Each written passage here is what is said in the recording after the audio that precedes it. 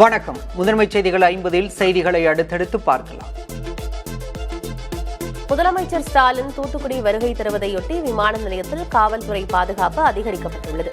தூத்துக்குடி மாவட்டத்தில் நடைபெறும் பல்வேறு நிகழ்வுகளில் பங்கேற்க வரும் அவர் விமான நிலையத்திலிருந்து தூத்துக்குடி சிப்காட் செல்கிறார். அங்கு வின்பாஸ்ட் மின்சார கார் தொழிற்சாலையை தொடங்கி வைக்கிறார்.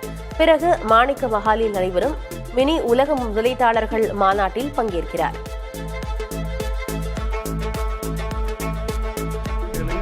பாஜகவுடனான கூட்டணியிலிருந்து விலகியது ஏன் என்ற பின்கதையை ஓ பன்னீர்செல்வம் வெளிப்படுத்தியுள்ளார். புதிய தலைமுறைக்கு அளித்த பிரத்யேக பேட்டியில் நயினார் நாகேந்திரனை தாம் தொடர்பு கொண்ட செல்போன் ஆதாரத்தை காண்பித்தார். பிரதமரை சந்திப்பது தொடர்பான விவகாரத்தில் செல்போனில் எதுவும் காட்ட வேண்டாம், ஆதாரமாக கொடுக்க வேண்டும் என பாஜக மாநில தலைவர் நயினார் நாகேந்திரன் தெரிவித்தார். குறுஞ்செய்தியை புதிய தலைமுறைக்கு ஓ பன்னீர்செல்வம் காண்பித்தது பற்றி செய்தியாளர்கள் கேள்வி எழுப்பிய போது உடனிருந்த அண்ணாமலை பின்னர் பேசுவார் என கூறி நயினார் நாகேந்திரனை அங்கிருந்து அழைத்துச் சென்றார்.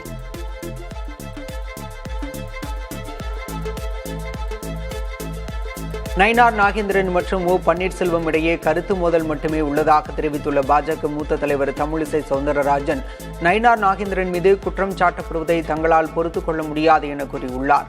ஓ பன்னீர்செல்வம் நிதானமாக செயல்பட வேண்டும் எனவும் தமிழிசை கூறியுள்ளார். திமுக ஆட்சியில் தற்போது மக்கள் சந்தித்து வரும் பிரச்சினைகள், தமிழ்நாட்டுக்கு எதிரான மத்திய அரசின் செயல்பாடுகளை மக்களிடம் எடுத்துச் செல்லும் வகையில் தமது ஆதரவாளர்களை பொதுக்கூட்டங்களை நடத்த வேண்டும் என முன்னாள் முதலமைச்சர் ஓ பன்னீர்செல்வம் வலியுறுத்தியுள்ளார். இதுகுறித்து அவர் வெளியிட்டுள்ள அறிக்கையில் கூட்டணி குறித்து நிர்வாகிகள், மாவட்ட செயலாளர்கள் உள்ளிட்டோரிடம் கள நிலவரங்களை ஆராய்ந்து உரிய முடிவெடுக்கப்படும் என்றும் ஓ பன்னீர்செல்வம் குறிப்பிட்டுள்ளார்.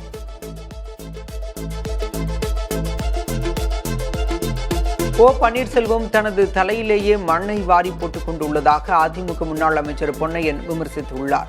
தேசிய ஜனநாயக கூட்டணியிலிருந்து ஓ பன்னீர்செல்வம் வெளியேறியது குறித்த கேள்விக்கு பதிலளித்த பொன்னையன், இது தங்களுக்கு லாபம், அவருக்கு அழிவு என்றும் கூறினார்.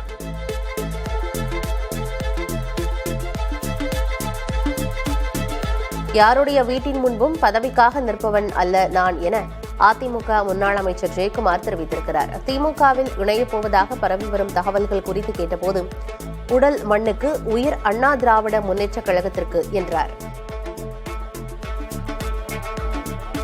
ஓ பன்னீர்செல்வத்தை மீண்டும் தேசிய ஜனநாயக கூட்டணிக்கு கொண்டுவர பாஜக மேலிட தலைவர்கள் முயற்சிக்க வேண்டும் என அமமுக பொதுச் செயலாளர் டிடிவி தினகரன் வலியுறுத்தியுள்ளார். சென்னையில் தீரன் சின்னமலையின் திருவுருவ சிலைக்கு மரியாதை செலுத்திய பிறகு செய்தியாளர்களிடம் பேசிய அவர், பன்னீர்செல்வம் கூட்டணியிலிருந்து கனத்த இதயத்துடன் வெளியேறியுள்ளதாக கூறியுள்ளார். திடீரென பெய்த கனமழையால் சென்னை ஜிஎஸ்டி சாலையில் மழைநீர் குளம் போல தேங்கியது. சென்னை புறநகர் பகுதிகளான தாம்பரம், சேலையூர், முடிச்சூர், பெருங்களத்தூர், வண்டலூர் உள்ளிட்ட இடங்களில் பரவலாக கனமழை பெய்ததில் தாழ்வான இடங்களில் மழைநீர் தேங்கியது. குரோம்பேட்டை மேம்பாலம் அருகே சர்வீஸ் சாலையில் மழைநீர் குளம் போல தேங்கியதால் பொதுமக்கள் அவதியடைந்தனர். அடுத்த 7 நாட்களுக்கு தமிழகம் மற்றும் புதுச்சேரியில் இடி மின்னலுடன் கூடிய லேசானது முதல் மிதமானது வரையிலான மழை பெய்யும் என வானிலை ஆய்வு மையம் தெரிவித்துள்ளது. கோயம்புத்தூர் மாவட்டத்தின் மலைப்பகுதி மற்றும் நீலகிரியில் அடுத்த 5 நாட்களும், தேனி, தென்காசி உள்ளிட்ட பகுதிகளில் அடுத்த 3 நாட்களும் கனமழை பெய்யக்கூடும் எனவும் அறிவித்துள்ளது.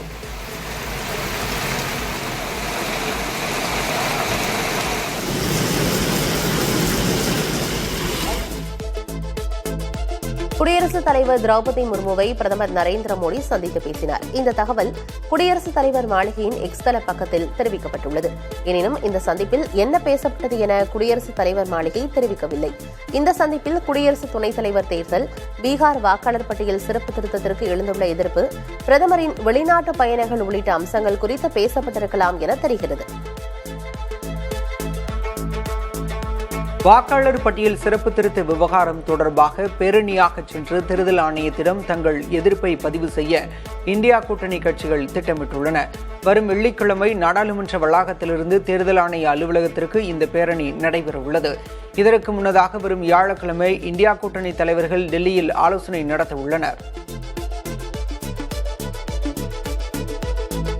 தொடர் கனமழையால் ஹிமாச்சல், உத்தரப்பிரதேசம் உள்ளிட்ட வட மாநிலங்கள் வெள்ளத்தில் தத்தளித்து வருகின்றன. உத்தரப்பிரதேச மாநிலம் வாரணாசியில் தொடர் கனமழையால் கங்கையில் வெள்ளப்பெருக்கு ஏற்பட்டுள்ளது. இதனால் ஆற்றங்கரையோரம் இருந்து சிறிய கோயில்கள் நீரில் மூழ்கின. இமாச்சல் பிரதேச மாநிலத்தில் தொடரும் கனமழையால் மண்டி, குல்லு ஆகிய தேசிய நெடுஞ்சாலையில் நிலச்சரிவு ஏற்பட்டது. இதனால் போக்குவரத்து முற்றிலுமாக துண்டிக்கப்பட்டது.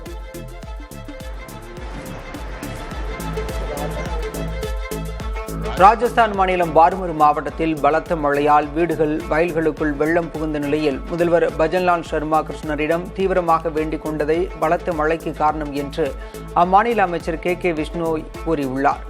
மழையை குறைக்க இந்திரனிடம் முதல்வர் வேண்டிக் கொள்ள வேண்டும் எனவும் அமைச்சர் கூறினார். இந்த பேச்சுக்கு காங்கிரஸ் கட்சி கண்டனம் தெரிவித்துள்ளது. 2 வாக்காளர் அடையாள அட்டையை வைத்திருப்பது தொடர்பாக ராஷ்டிரிய ஜனதா தள கட்சியின் தலைவரான தேஜஸ்வி யாதவிற்கு தேர்தல் ஆணையம் நோட்டீஸ் அனுப்பியுள்ளது. பீகாரில் தேர்தல் ஆணையம் வெளியிட்ட திருத்தப்பட்ட வரைவு வாக்காளர் பட்டியலில் தனது பெயர் இல்லை என்று குறிப்பிட்டு தேஜஸ்வி யாதவ் குற்றச்சாட்டை முன்வைத்தார். இந்த குற்றச்சாட்டை மறுத்துள்ள தேர்தல் ஆணையம், வரைவு வாக்காளர் பட்டியலில் 416வது வரிசை எண்ணில் தேஜஸ்வியின் பெயர் இருப்பதாக தெரிவித்துள்ளது. மேலும் அது தொடர்பாக அவருக்கு நோட்டீஸ் அனுப்பப்பட்டுள்ளது. இந்தியாவில் 8 கூட்டுறவு நிறுவனங்கள் இணைந்து பாரத் என்ற பெயரில் வாடகை கார் சேவையை தொடங்க உள்ளன. ஓலா, ஊபர் போன்ற இந்த சேவை இந்த ஆண்டு இறுதியில் தொடங்கும் என தெரிவிக்கப்பட்டுள்ளது. தேசிய கூட்டுறவு வளர்ச்சி ஆணையம், இஃப்கோ, குஜராத் பால் கூட்டுறவு கூட்டமைப்பு உள்ளிட்ட அமைப்புகள் இணைந்து பாரத் வாடகை கார் சேவையை வழங்க உள்ளன.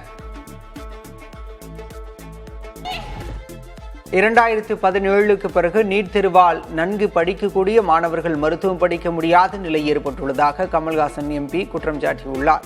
சென்னை தாம்பரம் அருகே தனியார் கல்லூரியில் அகரம் கல்வி அறக்கட்டளையின் 15வது ஆண்டு விழா நடைபெற்றது. இதில் பேசிய கமல்ஹாசன், அகரம் மூலம் படித்து மருத்துவர்களாக மாறிய மாணவர்களை பார்க்கும்போது மகிழ்ச்சியாக இருப்பதாக தெரிவித்தார். ஆந்திர மாநிலம் பாபட்லா மாவட்டத்தில் கிரானைட் குவாரியில் பாறை சரிந்து ஏற்பட்ட விபத்தில் 6 புலம்பெயர் தொழிலாளிகள் உயிரிழந்தனர். பாறை விழுந்ததில் காயம்பட்ட சிலர் சிகிச்சை பெற்று வருகின்றனர். விபத்து குறித்து வருவாய்த்துறை அதிகாரிகளுடன் சுரங்கத்துறை அதிகாரிகள் விசாரணை மேற்கொண்டனர். இந்த விபத்து குறித்து ஆந்திர முதல்வர் சந்திரபாபு நாயுடு, எதிர்க்கட்சித் தலைவர் ஜெகன்மோகன் ரெட்டி ஆகியோர் இரங்கல் தெரிவித்துள்ளனர்.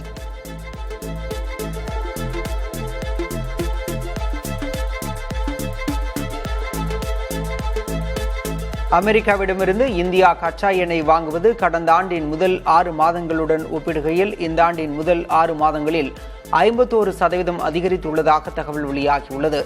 அமெரிக்காவிடமிருந்து கச்சா எண்ணெயை வாங்குவது மேலும் அதிகரிக்கும் என்றும் மத்திய பெட்ரோலிய அமைச்சக வட்டாரங்கள் கூறுகின்றன.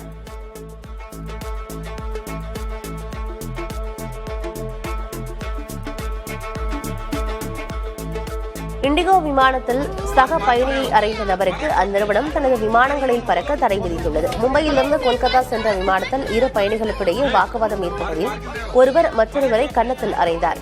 விமானத்திற்குள் விதிகளை மீறி நடந்து கொண்டதாக கூறி கன்னத்தில் அறைந்த பயணிக்கு 30 நாள் இண்டிகோ விமானம் இந்த தடையை விதித்துள்ளது.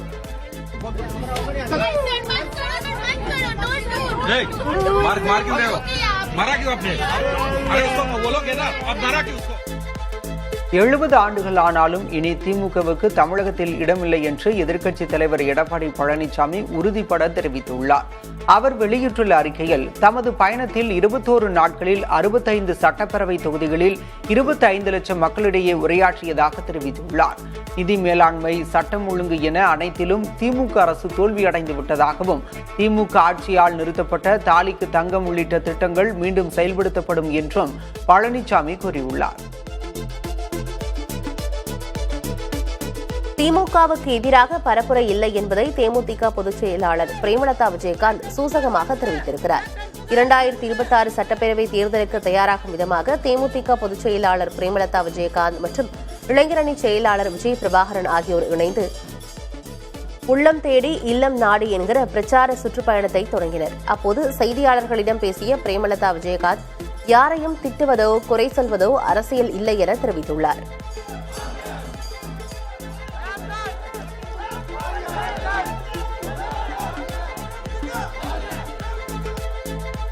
ராணிப்பேட்டை சிப்காட் பகுதியில் உள்ள குரோமிய கழிவுகளை தமிழக அரசு அகற்றாவிட்டால் பாமக விரைவில் தொடர் போராட்டம் நடத்தும் என அன்புமணி ராமதாஸ் எச்சரிக்கை விடுத்துள்ளார். 36 ஆண்டுகளாக அகற்றப்படாமல் உள்ள குரோமிய கழிவுகளை அப்புறப்படுத்த வலியுறுத்தி அன்புமணி ராமதாஸ் ஆர்ப்பாட்டத்தில் ஈடுபட்டார்.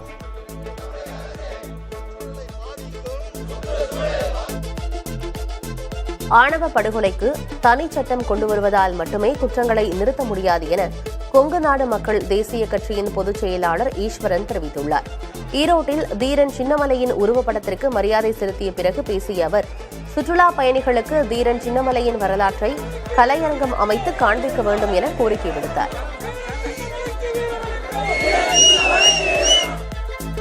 வனத்துறை தடையை மீறி ஆயிரக்கணக்கான மாடுகளுடன் மலையேறி மாடு மேய்க்கும் போராட்டம் நடத்திய சீமான் மீது காவல்துறையினர் வழக்கு பதிவு செய்தனர்.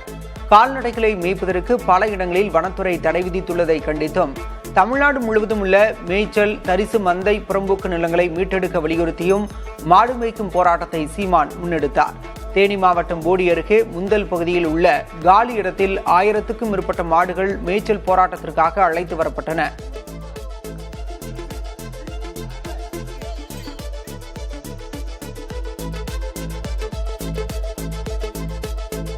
காலம் காலமாக மலையில் மேயும் மாடுகளை திடீரென தடுப்பது ஏன் என நாம் தமிழர் கட்சியின் தலைமை ஒருங்கிணைப்பாளர் சீமான் கேள்வி எழுப்பியுள்ளார்.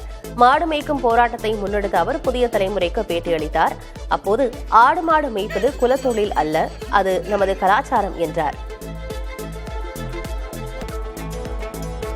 காவிரி படுகை மாவட்டங்களில் ஆடிப்பெருக்கு விழா கோலாகலமாக கொண்டாடப்பட்டது. தஞ்சை மாவட்டம் திருவையாறு காவிரி ஆறு புஷ்பமண்டப படித்துறையில் ஏராளமானோர் திரண்டிருந்து சிறப்பு வழிபாட்டில் ஈடுபட்டனர்.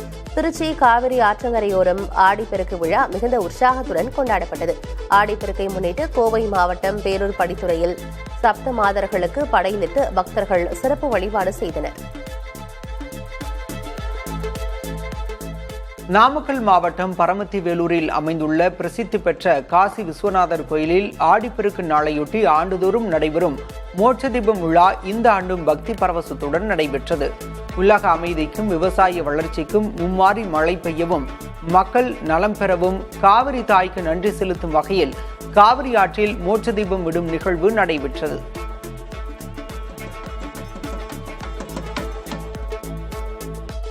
மறைந்த குணச்சித்திர நடிகர் மதன் பாபின் உடல் பெசநகர் மின் மயானத்தில் தகனம் செய்யப்பட்டது. சில காலமாக புற்றுநோயுடன் போராடி வந்த நடிகர் மதன் பாப் சென்னை அடையாறில் உள்ள தனது இல்லத்தில் சனிக்கிழமை மாலை காலமானார்.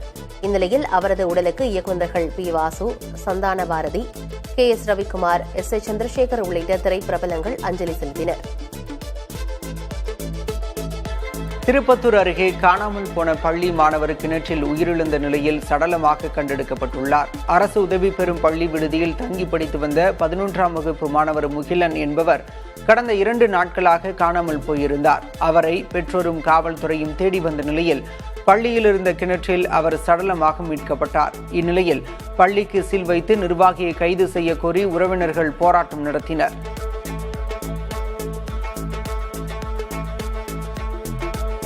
திருப்பூர் மாவட்டம் திருமூர்த்தி மலை பஞ்சலிங்க அருவியில் திடீரென வெள்ளப்பெருக்கு ஏற்பட்டதால் அமணலிங்கேஸ்வரர் கோயிலில் சுவாமி தரிசனம் செய்ய பக்தர்கள் பாதுகாப்பாக வெளியேற்றப்பட்டனர். தொடர்ந்து அமணலிங்கேஸ்வரர் கோயிலில் காட்டாற்று வெள்ளம் புகுந்ததால் கோயில் மூடப்பட்டது.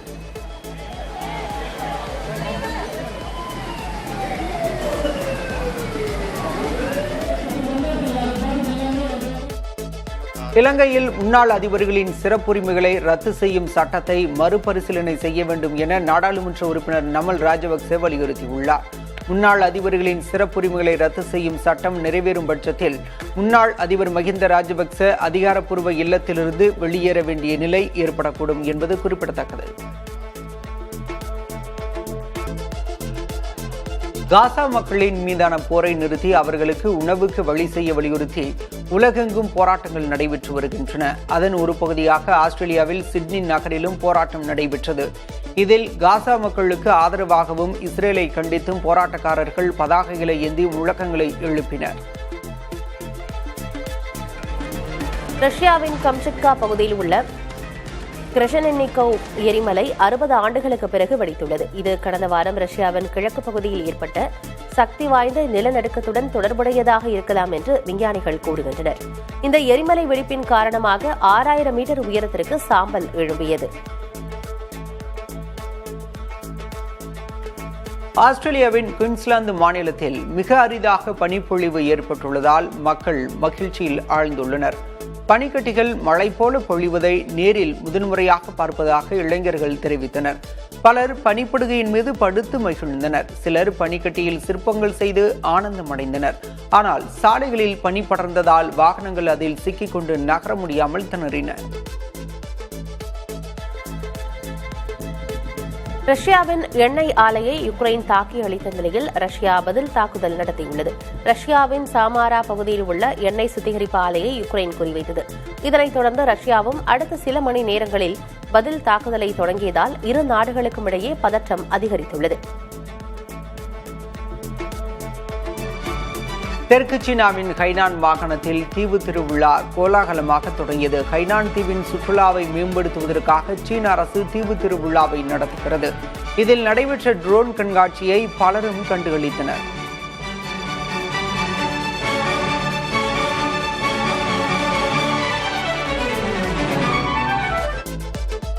ரஷ்யாவின் ஸ்டாரிஸ்டா நகரில் நடைபெற்ற ஸ்ட்ரீட் சர்க்கஸ் விழாவை பலரும் கண்டு ரசித்தனர். டிஜிட்டல் யுகத்தில் எத்தனையோ பொழுதுபோக்கு அம்சங்கள் வந்திருந்தாலும் சர்க்கஸ் கலைஞர்களின் சாகசங்களை ரசிப்பது தனி அனுபவம் என பார்வையாளர்கள் சிலாகித்தனர். இத்தாலியின் ரோமில் உலகெங்கிலும் இருந்து பல லட்சக்கணக்கான கத்தோலிக்க கிறிஸ்தவ இளைஞர்கள் பங்கேற்கும் மாநாடு தொடங்கியது. புதிய போப்பாக லியோ பதவியேற்ற பிறகு அவரை காண பல நாடுகளிலிருந்து இளைஞர்கள் குவிந்திருந்தனர். அவர்களுக்கு போப் லியோ தனது பிரத்யேக வாகனத்தில் சென்று ஆசி வழங்கினார். தங்கள் பிடியில் உள்ள இஸ்ரேலிய பிணை கைதியின் படத்தை ஹமாஸ் கிளர்ச்சி குழு வெளியிட்டுள்ளது.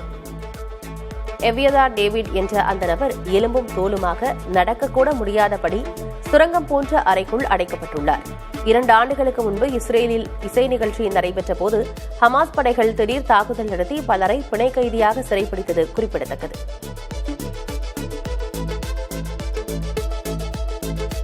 சீன, ரஷ்யா ஆகிய நாடுகள் இணைந்து நடத்தும் கடற்படை பயிற்சி தொடங்கியுள்ளது. ரஷ்யாவின் கிழக்கு பகுதி துறைமுக நகரமான விளாடிவோஸ்டோக்கில் இந்த பயிற்சி நடைபெற்று வருகிறது. 5 நாட்கள் நடைபெறும் பயிற்சியில் இரு தரப்பு வீரர்களும் தத்தமது நிபுணத்துவத்தையும் அனுபவங்களையும் பகிர்ந்து கொள்வர். போர் தயார் நிலை குறித்தும் ஒத்திகைகள் நடைபெற்று வருகின்றன. பிரேசில் நாட்டில் வரும் நவம்பர் மாதம் பருவநிலை மாற்ற பிரச்சினைக்கு தீர்வு காண்பது தொடர்பான சர்வதேச மாநாடு நடைபெறவுள்ளது. இதையொட்டி பல நாடுகளின் தலைவர்கள் பெலம் நகரத்திற்கு வருகை தர உள்ளனர். இந்த நிகழ்ச்சிக்கு சரியாக 100 நாட்கள் உள்ள நிலையில் பிரேசிலின் உலக புகழ்பெற்ற பிரம்மாண்டமான இயேசு கிறிஸ்து சிலை வண்ணமிகு விளக்குகளால் அலங்கரிக்கப்பட்டுள்ளது. நெதர்லாந்து நாட்டில் தன்பாலின ஈர்ப்பாளர்களை கொண்ட LGBTQ+ சமூகத்தினரின் வண்ணமிகு ஊர்வலம் நடைபெற்றது. தலைநகர் ஆம்ஸ்டர்டாமில் உள்ள கால்வாய்கள் மீது படகுகளில் இந்த ஊர்வலம் நடைபெற்றது. இதில் தங்கள் சமூகத்தினருக்கு எதிரான அடக்குமுறைகளை கண்டித்து ஊர்வலத்தில் சென்றவர்கள் முழக்கமிட்டனர்.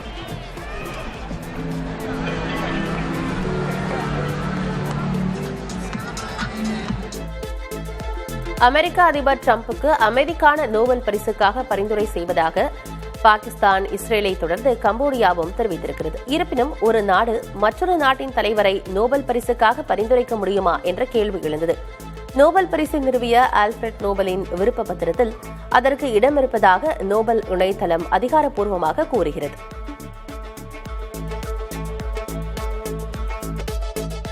சட்டவிரோதமாக பிரிட்டனுக்குள் நுழைய சமூக ஊடகங்கள் மூலம் உதவுபவர்களுக்கு 5 ஆண்டுகள் சிறை தண்டனை விதிக்கப்படும் என அந்நாட்டு அரசு தெரிவித்துள்ளது. இது தொடர்பாக புதிய சட்டம் ஒன்று விரைவில் கொண்டுவரப்பட உள்ளது.